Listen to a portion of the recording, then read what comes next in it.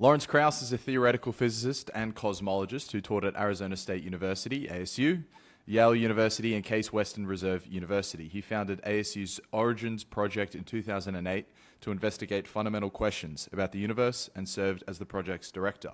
So, he's a great physicist, over 22,000 citations, according to Google Scholar, but he's also quite the public figure. Steadfastly anti-theist, and among allies, the likes of Dawkins, Hitchens, Harris, Dennett, and co. Krauss has written many books, but the one which I wanted to speak with him today about was A Universe from Nothing, which ambitions to achieve what the title suggests. How can we possibly explain and defend a claim as incomprehensible as the Big Bang? And my favorite quote of his I like to rip off: "Forget Jesus, it was the stars that died for us." So welcome, Lawrence. Okay, thanks. It's nice to take this walk down memory lane. I wrote that book a while ago. It's nice to see it right behind you, the British version, at least. Yeah, sure, it'd be fun to talk about that. And I've been talking about politics of late. I have a new book out, which I can't help but pick because it came out last week. It's political. But the great thing about the universe is it doesn't really give a damn about the vicissitudes of humans, and will be gone and have made no major difference or change in the cosmos. And I No. kind of find that poetically pleasant. There's a real existential feeling to that as well. How truly insignificant might our entire experience be as an entire species, as an entire planet on the dent of the universe? And I could feel a lot of that themes of absurdism and existentialism coming from the book. I think you write about Sisyphus in there directly. Yeah, well, yes, but it's not something that should make you sad. I find it I find the fact that we're cosmically insignificant so remarkable. That makes us very special, and in particular, it means that we have nothing. There's no reason for us to do anything except the reasons we create. So we make our own meaning, and we have this brief time, and it is amazing. It is truly unfathomable that life could have evolved to the. We can be conscious and imagine and try and understand the universe back to the earliest moments of the Big Bang, and have been observed the universe over billions of light years, all the while stuck here on this little planet in the remote middle of nowhere. And why? And we should just celebrate that. And yeah, it'll be gone. We'll be gone. No one will know we were here. But when we're dead, no one knows. It doesn't matter anymore either. So, people may remember us, but we don't. And so we should enjoy our brief moment in the sun, as I often say. Do you find it particularly special because it offers that worldview, at least, a finite experience of time, nothing before, nothing after? Therefore, the only thing that's consequential is how you behave and you react in your own lifetime? Yeah, it makes every moment more precious. And there's so much, and there's so much to know and learn. It makes every day what should be a moment of discovery. So it literally makes Mike so much more precious than if there were an afterlife. That the fact that we have this finite time, and it's not short. It can be pretty long for a lot of people, but it is finite. And the fact that we have one go at it means we shouldn't waste any of it if we can help it. And I say that as someone who I'm sure wastes a lot of time. So I'm nice to say these things, but I You seem to recognize. be back-to-back appointments. It's been tough getting a hold of you. Yeah, my life is oversubscribed at times, and my wife has said that I thrive in that, although I kind of wish I didn't. But anyway, a lot of times I Ever can't since you were a graduate, have you been taking on more projects than you can handle, over-accelerated? Yeah, I think it's fundamentally because I'm lazy, to tell you the truth. Um, I think it's if I'm not if I don't have lots of things, then I don't do any of them. It's sort of being able to switch gears makes it much more easy for me at times. I mean, when I'm doing something, I'm really into it, and when I'm writing a book, I get progressively more into it. Or when I'm in the rare and happy moments when I've been able to do physics, I really get into it when I'm doing it, and I usually in the middle of the night when there are no distractions. But being able to switch around makes life less boring, and means also that I don't succumb to the other wastes of time that I know I would be happy to succumb to. So so it's almost insurance against that. So I do think I know I've accomplished a lot, but I do think it's because I'm inherently lazy and driven, to be sure, And the only positive thing I might say, to me it's positive, is that I never seem to, what I've done never seems to matter to me as much as what I should be doing next. And Hmm. I think that's important for me. I mean, I'm very happy with things I've achieved, but they don't satisfy me as much as doing something new. At the moment, what do you project into the future as that satisfaction that you're chasing after? I don't know. Someone else asked me a similar question, and I gave him the answer that I often give people, which is I don't make any predictions about the future except for 2 trillion years into the future. And first, because it's a lot easier, and secondly, because no one will be around to check. But Yeah, no one's earnest going to hope, disprove that. my earnest hope is that whatever I imagine for my future in 2 years from now is not what I'm doing. Well, you invited so much serendipity into your life by writing, essentially. You know, presumably no one made you write. There was something inside of you that really wanted to communicate these ideas that you had accumulated over time. But it gets to the point where you're a celebrity of sorts. Yeah, yeah, no, and that comes with good things and bad things, and maybe it's something I crave, but happily when I achieved it, it's even less important. Just like my PhD, I remember it was incredibly important until I got it, Mm. um, but and tenure too, all of these life hurdles until you have them. But I think writing, maybe it was a calling. I fell into a lot of things. I'm not strategic, and I don't plan my life out. And I always look. I read books by scientists I admired when I was younger, and there's no doubt that that had an impact on me. From Richard Feynman to Einstein to George Gamow, Jacob Bronowski, and I loved that I loved what they did, and I loved that they had that opportunity, and I recognized that, and I tell young people this who are interested in science communication. Well, if you really want to be able to communicate, first of all, if you're a good scientist, do science. Don't occupy yourself when you're younger necessarily just trying to do communication, because the more science you do, the more opportunities you'll have later on to be able to reach out because you'll have that credibility. But I always kind of had that. First of all, if I get mad, I write. If I get angry, I write, or if I get disturbed, I write. I wrote op-eds when I was a graduate student. None of them were published, I should say, Mm. as a rule. In fact, I submitted them, and I often discovered, to my great chagrin, very similar op-eds being written by the opinion columnists who I No, sent. really. Yeah. That's quite Anyway, an that's a long accusation. story. That's it. Yeah. When I was younger, I said, "What? That's got the same title as mine." Anyway, but I did that, and then I was fortunate enough to choose when I was younger uh, programs that allowed me to do a number of different things. And then I was really fortunate enough to be given the opportunity to have a position at Harvard that not only allowed me to do different things but encouraged me. And I think that played an important role. As did role models of mine, like Steve Weinberg, Nobel Prize winning physicist, who was in my department and had taught I took most of my graduate courses from him, even though I did my PhD at MIT. And the fact that he'd written this book, The First 3 Minutes, even in spite of being an active research scientist and a respected scientist, obviously Nobel Prize winner, written after that book came out, right after that book came out, um, convinced me it might be possible to do both, and gave me, I guess, mentors or at least role models. And Yeah, and so but I fell into it. I didn't have the strategy, and changed course many times, and and it was depressing in many cases. The first book I ever wrote was, I love that book, but I think it's a collector's item. It's very hard to find, and it surprises me that I had the fortitude to write another book after the disappointment of that, Totally. Yeah. writing something and realizing it doesn't go anywhere.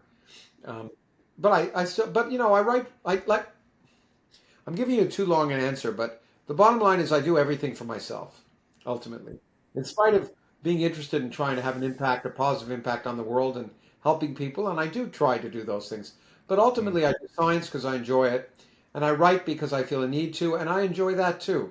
So as long as I'm happy with what I've written, um, that's that's in the end what matters to me, and it gives me a great. But it's also opened a tremendous number of doors for me to do many things that I would never have been able to do otherwise. Get to know people that I never would have gotten to do otherwise. Uh, Just being an academic, I'm just not my character. I envy many of my colleagues who are just happy going to the office and working, and I've never been that way, and it's, it means that I've taken time out for my research and could have done more maybe, but just the way I am. It sounds like, despite your opening commentary on how insignificant we really are to the universe, you yourself as an individual within our small experiment, you feels like there's an ambition to at least leave some type of mark. Yeah, Whether it's yeah, absolutely. To have a positive impact on the world, and yeah, it's nice to think for some time people might remember what I've done, and that's nice. But yeah, to have a positive impact, not because it's cosmically important, but because I think, it's important to me. But I also think, life is not meaningless. We build the society. We have friendship. We have lovers. We have societies and people that need and depend on us, and and therefore those meanings are real. They're not there, and we create yeah, them. But having created them, we are obliged to live within that context, as Rousseau may have said, "Man is born free, but for lives forever in chains." And those are chains of our own creation, but they're not meaningless. They just because they don't have cosmic significance. but there's that absurdum again. There is no inherent meaning. Whatever meaning there is whatever you make. Yeah, yeah. Well, absurdism. Look, one of the books that I read that had the biggest impact on me when I was younger was not just a science book, although I read a lot of those, was Catch 22 by Joseph Heller. Because that really to me, that convinced me that the world was completely absurd. And it would be fun to just And play totally with it. random. And once in my good moments where I don't get sad or unhappy or so many of the emotions what it's prone to, we just look at it all and say, well, let's have some fun playing with the craziness of the world. And that's what physics is for me. It's fun playing with the craziness of the world. And writing is, and then intruding in politics is every now and then too. Well, speaking of the craziness of the world from physics, we're not going to talk politics, Lawrence. Yeah, yeah. Absolutely not. Happily, I've been doing it all day long because Yeah, but I wanted to just tell you this anecdote which I had recently, which you mentioned. Maybe the celebrity is something you crave, so hopefully this scratches that itch a little bit. yeah. I was interviewing Robin Davidson, who might be a name that rings a bell to you. She was with Salman Rushdie while he was writing the Satanic Verses. She was in Oh, Hitchens' Orbit, Martin Amos's Orbit, yeah, which you are as well. Maybe on different sides of the pond at this stage, but whatever. Just maybe yeah. it's a name that rings a bell, maybe it's not. I did get to She's a know great that. Australian author. Yeah. Anyway, she's coming into her late 70s now, and she's taken up this huge interest in science. She just Oh, wants to understand the world. Fiercely atheist person. And I said to her, quite selfishly, I gifted her your book, A Universe from Nothing, because I was hoping she would sort of make some notes and, give me some pointers. Here are some interesting things you should be asking Lawrence. But she just looks at it and she goes, oh, boy, do I love him. oh well, I love her then. Wow, I'm easily. Well, that's nice. That's wonderful. Well, I was pleased in my life to be able to spend 4 or 5 years of my life, a lot of time in Australia. And in fact, in terms of celebrity, maybe because it's a small, closed country, um, because I did something called Q&A, a program I called Q&A. We call Q&A. I did that whenever I came over, and I was very honored because they told me that Christopher Hitchens did it when he died. They wanted me to tell. But I would be recognized a lot more, almost more often in Australia. And so, yeah, it's wonderful to hear people, especially people you admire, that you have an impact on. And throughout my life, that's been remarkable for me. When people that I admire tremendously, when I find out that actually not only know who I am, which is a shock, but like what I've done. And I don't want to name drop, but it's been unbelievable to me when that's happened over again. And so that's a great gift of having written. And it's something I'm a lucky man. I've had a lot of issues and problems and other things, but I'm incredibly lucky. I think we, not only Australians, but just generally humans, we Yeah. do put scientists on a bit of a pedestal because they are grasping with the fabric of the universe in a manner that we can only aspire to do. Obviously, it's downstream of a lot of education. Maybe I don't want to say there's anything particularly special about physicists and scientists and so forth. But because of that, it Yeah, it's, becomes this like maybe they can tell me the answers to all the big questions that I really want to know. yeah. There's There's a lot this of catch-me, and projection. unfortunately, we get asked questions we can't. We don't have any ability to answer. Richard Lawrence, Feynman just talks an about easy one that for you. in Nobel What's the Prize. meaning of it all? Yeah, well, what's the meaning, or anything? And Richard Feynman once talked about he was at a party with a bunch of generals, and by the end of it, he was giving them advice about subjects he knew nothing about. So I try to avoid that. I'm susceptible to that, but I do recognize that, and I don't try and take advantage of it too much. But yeah, people have a certain awe because they're the same questions everyone deals with. The Mm, questions in the universe of nothing. I wrote a book more recently called the known unknowns, as it would be in Australia, um, and it's about what we don't know about the universe. And the outstanding questions in physics and science are the same questions that everyone asks themselves. mm, How did the universe begin? What's the nature of time? Are we alone? How did life originate? What's consciousness? These mm, deep mm. questions. And so I think I'm incredibly fortunate that I got paid to play with those deep concepts, and it's a privilege, not a right. And but it is unfortunate. You say that everyone puts science on a pedestal, and they have traditionally. Scientists have been among the most respected group, if you look at, or most trusted group anyway, in society. Unfortunately, and one of the reasons I wrote this new book is that's changed a lot, Right. at least in the United States, and I think in the West, suspicions about science after a number of things like COVID. Yeah. And it's unfortunate because I think science is special, not because it's better than literature or music or art, all of which I love, and I point out that they're all the same. They're all part of human culture, give us a different perspective of who we are and where we came from. But science works, and the scientific method is what's worth extolling, Mm. not the results of science only, although they're fascinating and amazing and unbelievable. The universe is more amazing than we can imagine.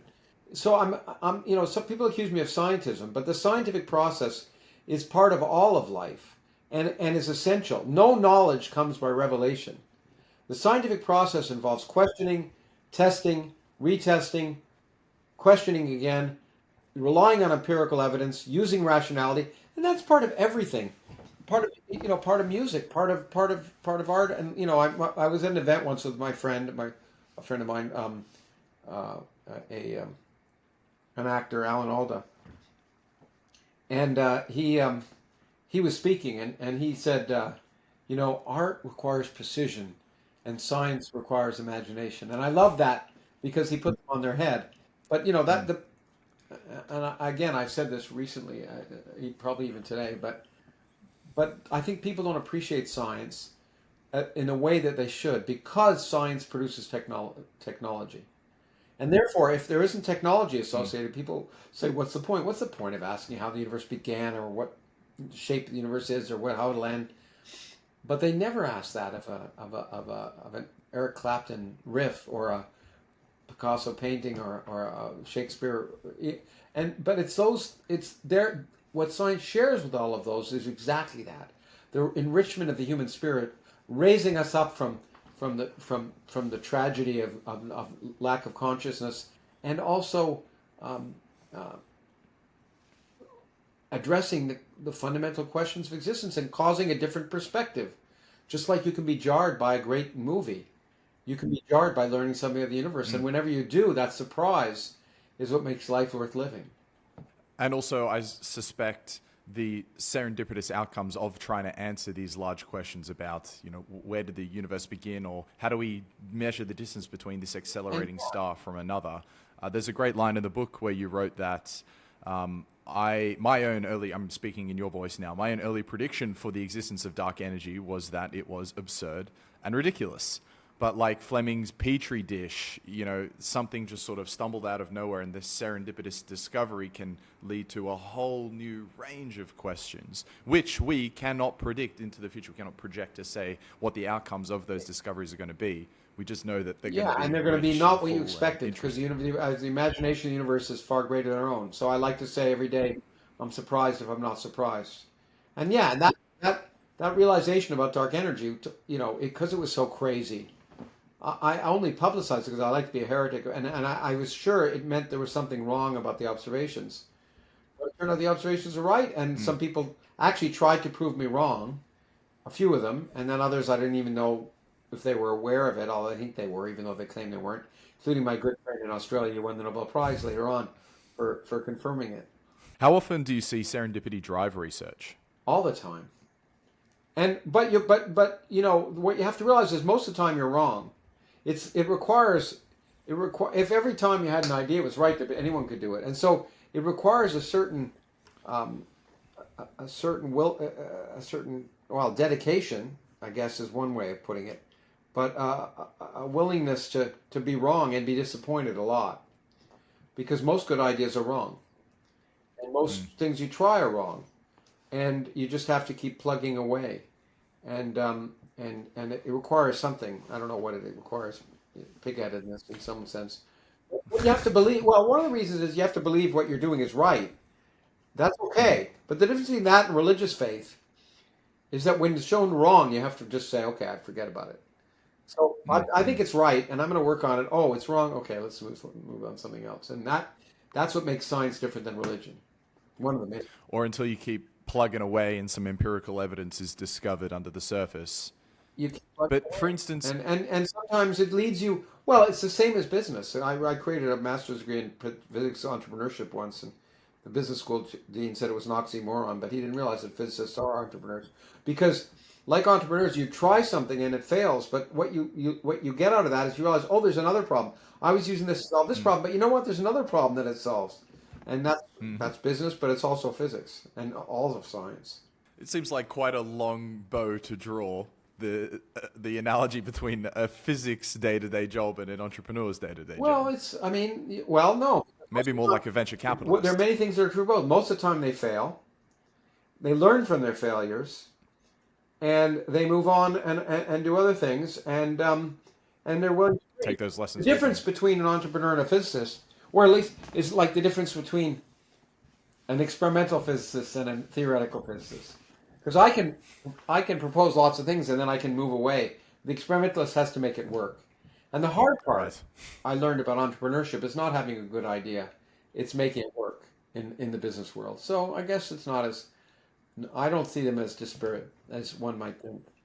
Because I think the same tools are, that's why I think a physics degree is wonderful for anyone, because it gives you, most of them are people who take physics are not going to become physicists, but they're going to hopefully use those tools. We used to say to students that what's great about physics is it teaches you how to answer a question when you don't know what the question is. Some of the best physicists now are going to Jane Street and Rentec and I had quantitative one funds. year when I taught at Yale University when our entire PhD graduating class of 5 people in theoretical particle physics all went to Wall Street. Did that disappoint you?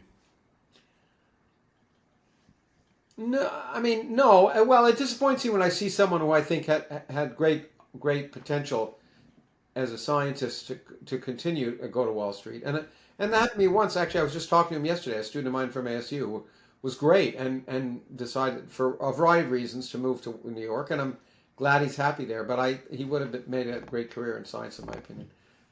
But I think people should follow their desires, and there's a lot of, and the tools, if they use the tools that we taught them, and I don't even think that they taught themselves. I think I don't suffer under the illusion that I teach a lot. I think I just motivate people and give them some direction. The good ones teach themselves, and the good ones are the ones who are doing their PhDs, hopefully with me. But anyway, so the tools that they learned on their own often, if they can use them for other things, all the better. Wall Street is, the least interesting of things. I mean, just making money seems to me to be just for the money's sake. It seems to me to be the least interesting thing you can do. But that's all right, Anyway. All right. Well, Lawrence, we got to talk some science. So speaking of, I've talked a lot. I've skirted around it for 27 minutes plus, including a little downtime. But anyway. Mm-hmm. But regarding the core of the scientific method, it requires empirical evidence to test the theory. Uh-huh. What empirical evidence do we have for the Big Bang and the age that you suggest the Big Bang is? Well, the great thing is that we have a host of it. Doesn't all come from one thing. So I have people write me all the time saying, "Well, this is wrong," but they don't realize it's just one piece of a puzzle. First of all, the simplest thing is the universe is expanding, right? We measure that, and we measure the rate of its expansion, and you work backwards. And we first used to give us an upper limit on the age of the universe. Why? Because gravity sucks, right? Because if gravity is always attractive and the universe is expanding, it means it's slowing down. Well, that means it was moving faster early on. And that means if you take the present rate of its expansion and just extrapolate it backwards, you'll get an upper limit on the age of the universe, right? Because it would have taken less time for two stars to get this far apart if once they were going faster than they are now, right? And so that gives us an upper limit on the age of the universe. And working backwards, you get something depending upon the expansion age, depending on what it was, anywhere between 10 and 20 billion years. It's amazing to get the right number. The Hubble constant, which is the rate of expansion of the universe, is probably one of the most fundamental constants in nature because it gives us, it more or less explains so much about the character and quality of the universe. Our universe would be very different if it was 1 million years old instead of 13 billion years old. And anyway, so it's a very important number. But all that turned out to be wrong. And one of the things that got me into into dark energy, was the realization that there was something that was a little disturbing. And that is when we determined the age of stars, they appeared to be older than the age of the universe, which is a problem, right? And we can get into that later. But so that was one way to determine the age of the universe. But there are other ways. For example, the universe has been cooling down. And we can look and measure and see when the universe was 3,000 degrees, something called the cosmic microwave background. And we can now measure that background and see that it's 3 degrees, or 2.734 degrees Kelvin above absolute zero. And we know the laws of physics tell us how radiation cools down as the universe expands, how it cools down as a function of time. And when you work out the age of the universe there, you get the same order of magnitude number. You get 10 to 20 billion years. Again, and if you look at the age of stars, you don't look at the oldest stars, you don't find out they're 1 million years old or 1 trillion years old. You find out that they're about 10 to 20 billion years old. Now, whether it's 10 or 20 billion is where the problems come in. But so it's the age of individual. It's quite a margin for error. The age of individual stars, because we know how stars work and we can model them in computers. We can measure them. We can look at our sun. We know it's 4.55 billion years old, where all the decimal places matter. And so the age of stars, the cooling, the temperature and age of the universe from there, the expansion rate of the universe are just 3 examples that all point to exactly the same number and all tell us that the universe is, now we know, 13.8 billion years old and there was a Big Bang.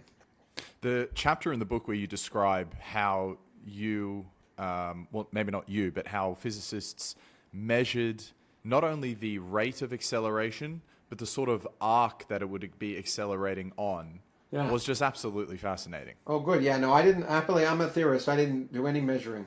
But I did tell them I think I pointed out the significance of making that measurement.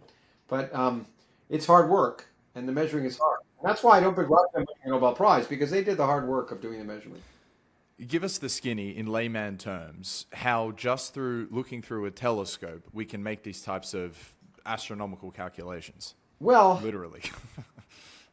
Well, it relies on a lot of tests that you need to convince yourself you're not making mistakes about. But the first one is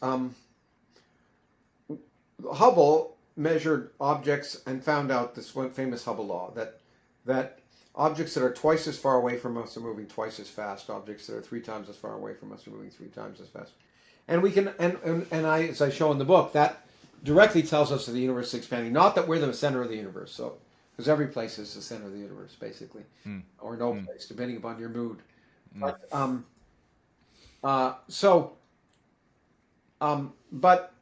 of course, that's true nearby, and by nearby I mean up to 10 to 100 million light years away. But if the rate of the expansion of the universe has been changing, then the distance, if you look at an object that's moving at a certain rate, and you measure its velocity away from us, and you measure its distance away from us, that'll tell you whether it's been speeding up or slowing down, right? Because if it got further away than you'd think, then maybe it's been traveling for longer and it's further away now. Okay? And and so how can you do that? Well, you can look at objects and try and measure what their speed is away from us and their distance. And that's both are hard. How their speed away from us is not so hard because we have this thing called the redshift. If you look at objects and they're moving away from you, the frequencies of all the light they emit get stretched into the red. And light and stars all emit characteristic frequencies, as do other objects. But the problem is you can't see individual stars very far away. So you look for, in this case, what was done, and it's the first thing that was done, but we've since done many other ways of measuring this, was to look for the brightest objects in the universe, supernovae, exploding stars.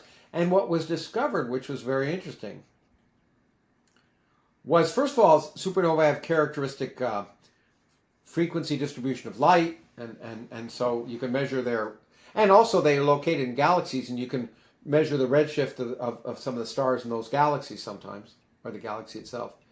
But looking at the supernova, you can also try and infer its velocity.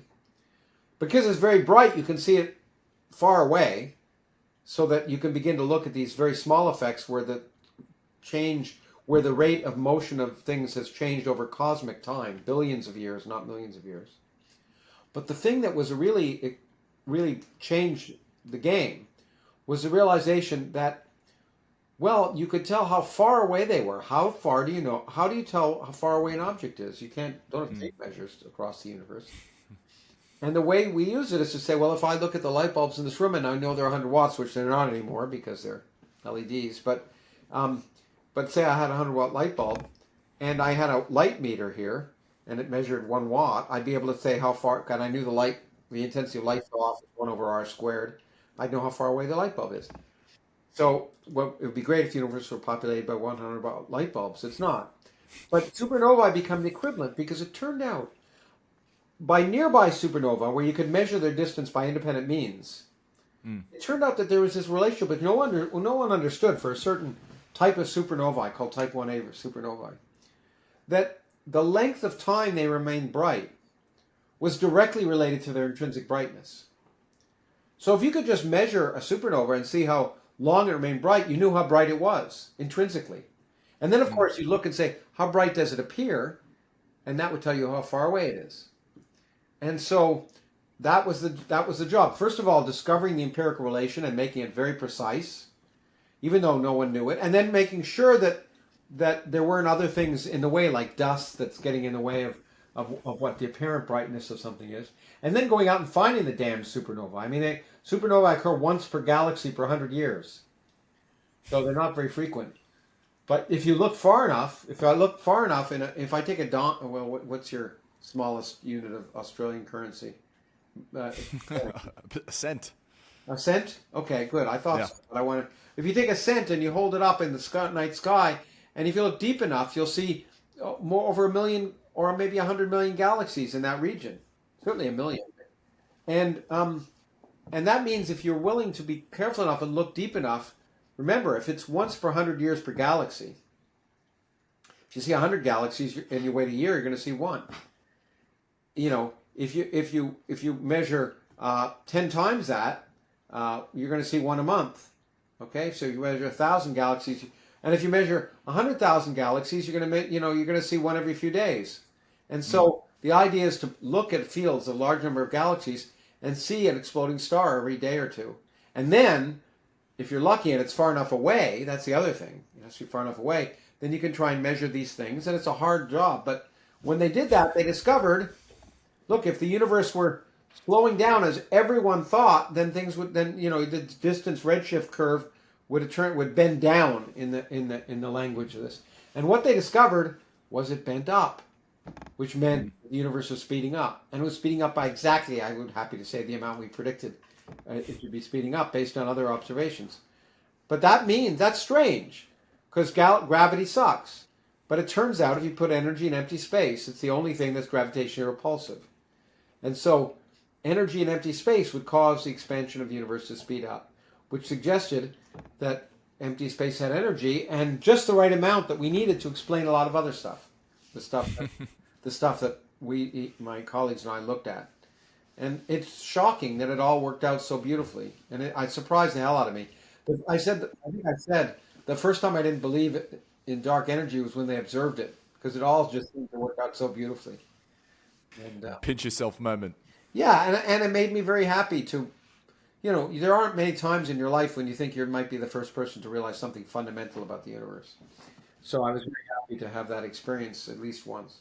I've had a lot of experiences where, if the universe had been smart enough to obey, to listen to my ideas, then it would have been true.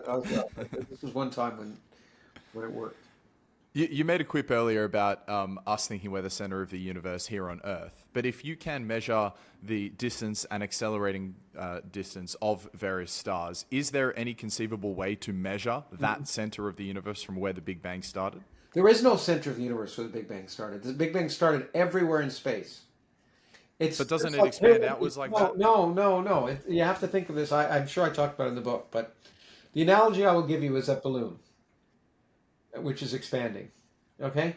But forget the center of the balloon. The balloon is embedded in 3 dimensions, but just think of the surface of the balloon, and that's the universe, just that 2-dimensional surface. There is no center of the Earth. Every place, Australia may think it's the center of the Earth, and New York may think it's the center of the Earth, but there is no center on the surface of the Earth.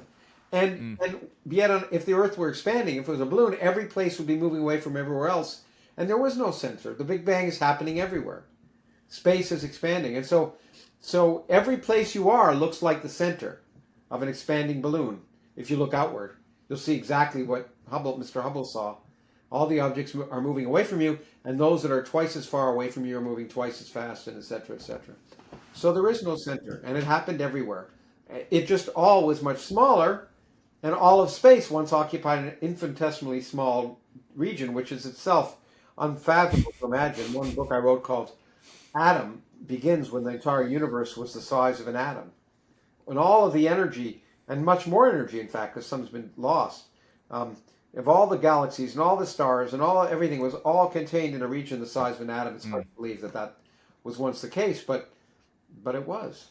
And it also, and when it is presented like that, it does sound completely science fiction, and it sounds a little bit, religious as well. I know, and then equally unbelievable. What's amazing is you can say, well, if that were the case, what would we predict? And what's amazing, well, we can't measure it all the way back to when it was the size of an atom yet. Yeah. Maybe we can make some measurements, and I propose ways to do it. But we can certainly, take the history of the universe back to the first maybe a millionth of a second of the universe, when the size of the universe was once at least much smaller than the size of our solar system. And all of the energy of the 100 billion galaxies, each containing 100 billion stars, was contained in a region that small. So we can go back a long way and empirically say, if that's true, what can we measure? We can measure lots of things, not just the nature of the large-scale universe, but the elements, the light elements. We can use nuclear physics to say how much helium should there be, how much lithium, and the numbers work out. The Big Bang really happened. And what about the question of the finite time of this universe? The fact that it will eventually come to a point when every star has imploded on itself, the supernova has left the memory of the galaxy. Could it be the case that there is a finite time for all this as well? Well, it's not. Look, it's going to be very long. The universe itself can go on expanding forever, and based on current evidence, the best bet is it will. But the time is unbelievably long. The longest lived stars, on main sequence stars, like our sun, but not the size of our sun, will live 2 to 10 trillion years. Trillion years, 1,000 billion years before they burn out. Okay, and then over an unimaginably longer time, galaxies containing those dead stars, they'll collapse into mammoth black holes. And then over an unimaginably longer time, like 10 to the 50th years, 40 orders of magnitude longer than the current age of the universe, those black holes will evaporate, leaving the universe cold, dark, and empty. So it's a long time. But it's miserable. I like to say the future is miserable, and so we should enjoy it while we can. Exactly. All we have is the time allotted to us over the next couple of years. We live in a very interesting time. I mean, and of course, I think one would say that regardless of the time one lived in the universe. Yeah, people would always be saying that. Yeah. But maybe perhaps our own centric, self-centered Yeah. perspective of the world makes us really do feel in our bones this is perhaps the most interesting time to be around. But look, I want to be respectful. Time. I think it is. It is the most interesting time to be living in the universe. But I also think that's time invariant. Lawrence, I want to be respectful to the time that you've allotted today, so just a couple more Okay. and we'll get it quick. Again, it's up to you for how terse or verbose you want to be in the response. So something I've observed in a lot of your lectures and then as well in the book is you do want to at least talk about this philosophical question about what is consciousness. And there is this amazing quote from Ray Bradbury that we are the universe introspecting, stardust trying to make sense of itself. Since if you are to believe that we are the product of I don't believe stardust. anything. The evidence is what we are stardust. Yes. Mm-hmm. But beyond all of that, like how are we supposed to make sense of the cosmically impossible randomness of the fact that we might be here, whatever evolved species we've become, able to communicate these ideas to each other, but perhaps this exact same substance we're trying to observe. It's Well, I just mean, such a it is amazing, right? But one of the ways we can understand is the universe is big and old, and rare things happen all the time. It's 13.8 billion years old. There's 100 billion galaxies containing 100 billion stars, and maybe we're the only life in the universe. I suspect not. But even though it's incredibly unlikely that we would be here, the universe is old, and rare events happen all the time. As I say, supernova expand once per 100 years per galaxy. But if you look out over the universe, there's a supernova going off every second, and so it is amazing and fortuitous for us, especially that this stardust has somehow come together and through evolution and time and natural selection produced something that can ask these questions about itself and the universe in which it exists. It is amazing. I would call it a miracle, but I don't want to because there are no such things as miracles. But it seems miraculous. But it is. But in my last book, my last chapter, not the last book before this, the known unknowns. It's all about consciousness, and that's too. And I point out that that's just we don't understand consciousness at all. I'm just a simple physicist, and I deal with the easy things, like the universe. Consciousness is just so unbelievable. We don't even know what consciousness is, much less how it arose. I'm convinced of that after studying it a lot for that book. And so it is an open question and a wonderful one, and maybe an eternal mystery. I suspect we'll learn about consciousness when we create it, as I say in my book. But maybe eventually if we create conscious entities, we'll learn how consciousness evolves. Maybe. But it is amazing, and we should celebrate it and not waste it and not be afraid of it and not be afraid of asking the questions about the universe, not being afraid that the universe is strange and maybe meaningless and doesn't care about us. Well, not maybe meaningless, apparently meaningless, but certainly doesn't care about us. And that shouldn't make us sad or afraid. Instead, we should say, aren't we lucky that the stardust that coalesced into the Earth eventually over 4.5 billion years allowed the evolution of minds that could have a discussion like ours, could build telescopes to look back to the beginning of time, and particle accelerators to explore the fundamental structure of matter, and that can love and that can make music and can write poems and etc. Finally, Lawrence, a old friend of yours who was supposed to write the introduction to this very book, Christopher Hitchens, was too sick to do so. You hosted last year an event for him called Hitchmas. So he clearly meant a lot to you, maybe not only on a personal level, but I'm projecting here, but the way that myself and a lot of people did admire him, his superb oration and clarity in speaking about these topics. Yeah. So as the final word, I just wanted to ask you about Christopher Hitchens and particular memories that stood out to you that really exemplify the man. Well, I have lots. I was honored to be asked to give at his memorial service in New York City. You can see it online. Give the speech about Christopher, and I'm not going to repeat all of that here, but I was honored, and I had many interesting experiences with him, including right very close before he died, where I announced to someone I was his personal physicist, and that was a wonderful thing. But I will say something about the foreword that he never wrote because he wouldn't let me publish half of it. He wanted to be finished. But he gave the best answer to the question of why is there something rather than nothing. Not the best, but one of my favorites. And I may say it in the book. I'm not sure if I do. It's been so long. So what I point out in the book is in the far future of the universe, is what I told you. Eventually the stars will die out, black holes will form, black holes evaporate, the universe will be cold, dark, and empty.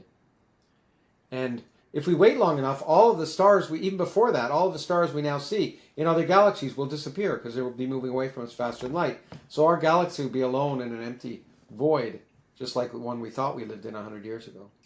But eventually it's all going to be gone. So Christopher said, why is there something rather than nothing? Well, just wait. There won't be for long. And it's all going to be nothing again. And I like that. Nice one, Lawrence. Thank you so much for being so generous with your time today. Is there anything else you wanted to bring up? No, I had no agenda. And I thank you. It was fun. And that we went on this long is a tribute to the quality of the questions because I'm tired. So thanks. All the best, Lawrence. Thank you, mate. Okay, take care.